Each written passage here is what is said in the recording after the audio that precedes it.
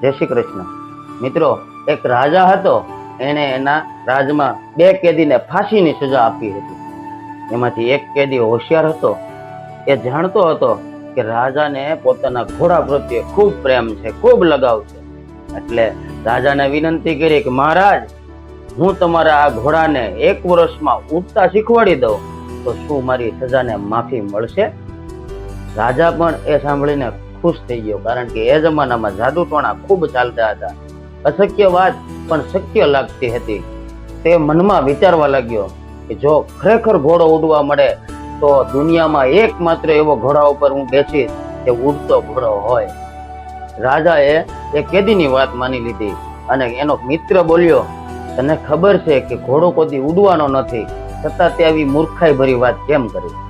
પહેલા કેદીએ શાંતિથી જવાબ આપ્યો કે સાંભળ, મેં મારા જીવનને 4 મોકા, 4 તક આપી છે. પહેલી તક, કદાચ આ 1 વર્ષના સમયમાં એ રાજા પણ મરી શકે છે.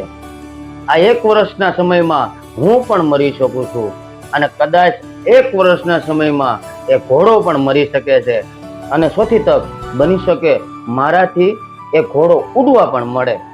મિત્રો, આ નાનકડી કાલ્પનિક વાર્તા આપણને શીખવે છે આપણી લાઈફમાં, આપણા જીવનમાં ખરાબમાં ખરાબ સમય આવે તો મોકો, તક કે આશા છોડવી ન જોઈએ.